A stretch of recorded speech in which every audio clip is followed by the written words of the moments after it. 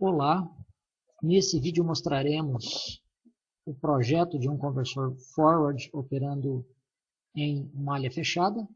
Esse exemplo é justamente aquele apresentado no livro do professor Ivo Barbi de fontes chaveadas, que considera uma tensão de entrada de 60 volts, uma tensão de saída de 12 volts, potência de saída de 240 watts, para a qual se tem uma corrente nominal de 20 amperes. Tem-se ainda uma capacitância de filtro de 4 mF, com resistência séria equivalente de 25 mil, e a relação de espiras unitária entre primária e secundária.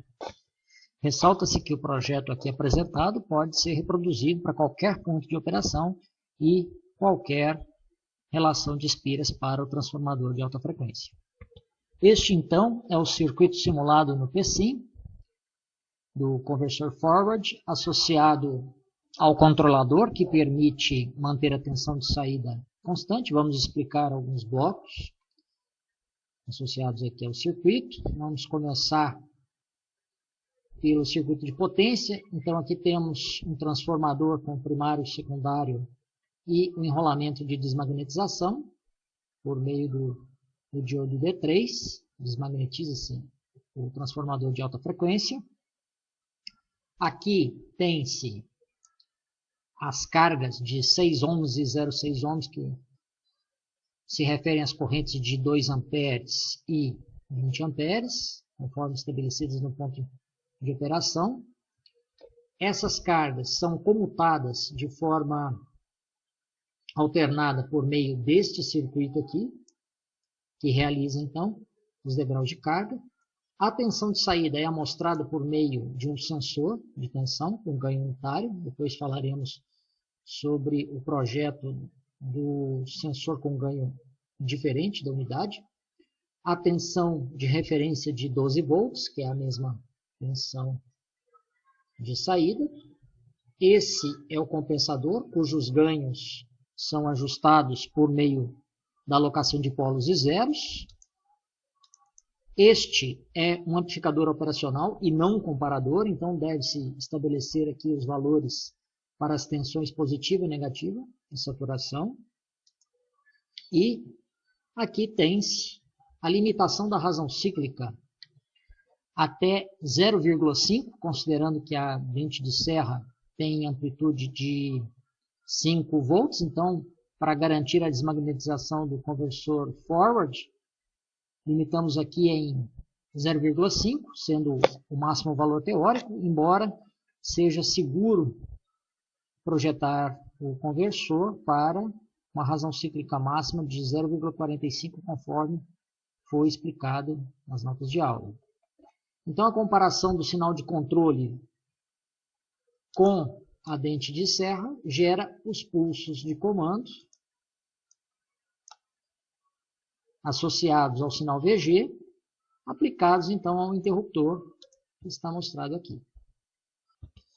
Temos aqui então os diagramas de Bode de ganho e de fase da função de transferência de laço aberto, que compreende a função de transferência da planta, representada por esse termo aqui, e também a função de transferência do ganho, que nesse caso é unitário. Então, seria representado por um fator que não aparece nas notas de aula.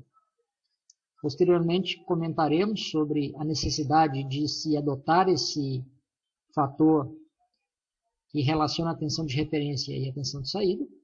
Então, botamos aqui as funções de transferência da planta e também, né, do modulador e do sensor de tensão, as três funções de transferência multiplicadas entre si, resultando nesse gráfico. Escolhe-se então a topologia de 2 polos. O controlador então apresenta 2 polos e 2 zeros, com uma frequência de cruzamento de 1/4 da frequência de comutação, sendo que esse é o maior valor possível. Porém, como foi mencionado durante as notas de aula, em determinados pontos de operação pode ser necessário reduzir essa frequência de cruzamento a um valor menor para garantir a estabilidade do sistema compensado. Calcula-se, então, o ganho da função de transferência na frequência de cruzamento, substituindo-se FC na expressão mostrada anteriormente. Esse ganho, então, deve estar associado ao ganho do controlador. Os dois zeros do controlador são alocados na frequência natural do filtro, dada aqui por 324.874 Hz. Um dos polos é alocado na origem, o outro polo é alocado numa frequência 5 vezes maior que a frequência de ressonância do filtro, para garantir que o zero associado à resistência série esteja devidamente compensado no sistema em malha fechada. Além disso, de acordo com o material das notas de aula, é necessário calcular os valores de H1 e de H2 e, desse modo, empregando-se as expressões obtidas, calcular os elementos do compensador. Então, isso pode ser feito empregando-se as expressões que estão disponíveis no material de consulta, mas o mais importante de tudo isso aqui é o fato de que, após a compensação do sistema, tem-se o sistema compensado com uma frequência de cruzamento de ganho unitário aproximadamente nula e uma taxa de decrescimento em torno da frequência de ganho unitário de menos 20 decibéis por década. Nesse caso aqui ainda tem-se uma margem de fase de 86,46 graus, sendo ela positiva, garantindo então que o sistema seja estável e que durante a resposta degrau o overshoot seja pequeno e a resposta não seja oscilatória. Então, empregando-se a metodologia anteriormente apresentada, é possível obter o sistema operando em malha fechada e de modo estável. Essas são as formas de onda associadas ao degrau de carga, de 20 amperes para 2 amperes e vice-versa, conforme mostram as formas de onda, e constata-se que a tensão de saída permanece regulada em 12 volts. Temos um overshoot que chega a aproximadamente 12,5 volts e um undershoot que chega a aproximadamente 11,5 volts durante o período transitório. Então, garante-se que o sistema seja inerentemente estável. Agora, vamos mostrar o que acontece quando é necessário utilizar um ganho na amostra da tensão de saída. Por exemplo, quando a tensão de saída for autossuficiente de tal forma que não possa ser utilizada diretamente por meio do circuito empregando amplificador operacional. Então, sabemos que esse amplificador operacional apresenta tensões de saturação de mais 15 e menos 15 volts, e caso fosse necessário controlar uma tensão de 60 volts, seria necessário, então, aplicar esse ganho. Então, aqui foi escolhido um ganho de 0,417, definido em função do valor da tensão de saída desejado e também dessa tensão de referência VREF. Vemos aqui que esse ganho não é estabelecido aleatoriamente.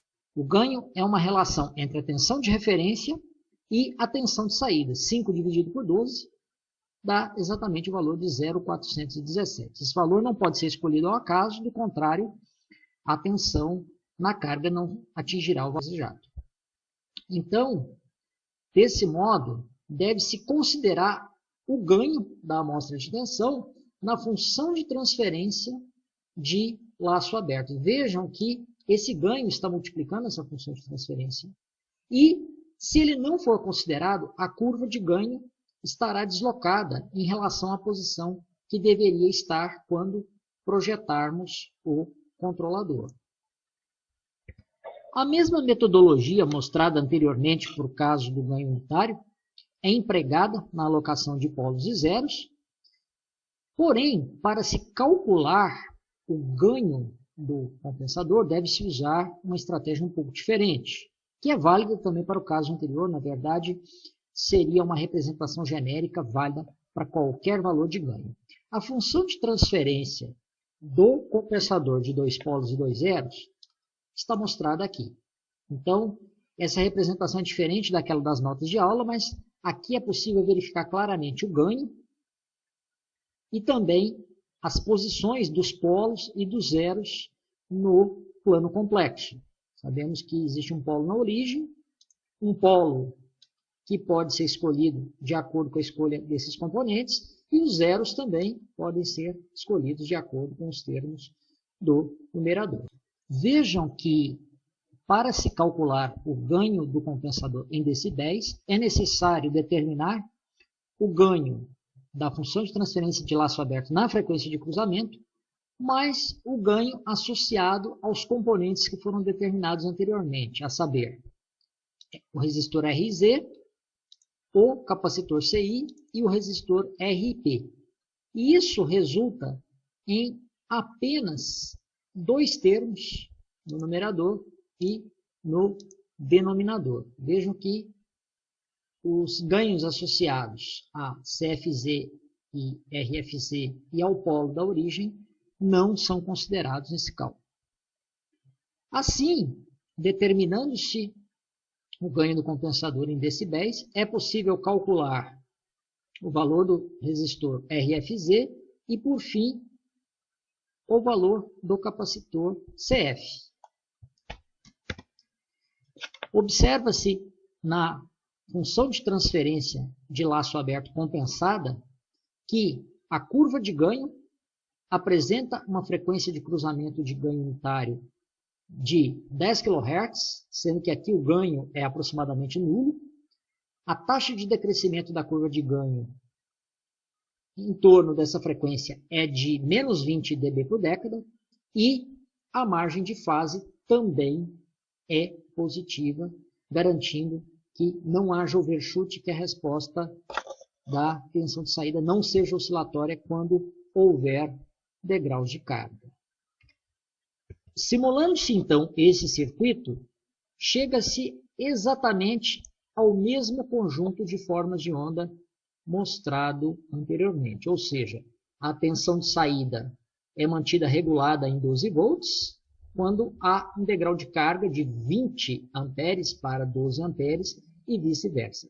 Além disso, constatamos que o sinal de controle não se torna saturado, exceto quando há o degrau e, desse modo, é necessário limitar a razão cíclica a um valor máximo.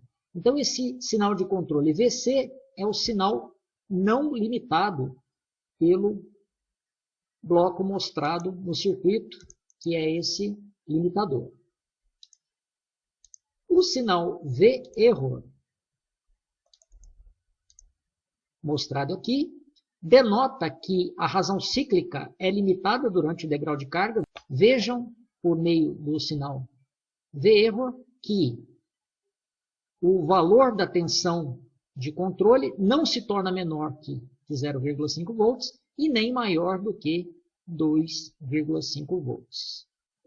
Ressalta-se, então, que o projeto do sistema de controle em malha fechada deve ser validado de duas formas. Primeiro, por meio da simulação, verificando-se as formas de onda durante a resposta ao degrau de carga, se o overshoot é elevado, se o tempo de resposta é adequado e também se o sinal de controle não se torna saturado, exceto nessas condições de regime transitório.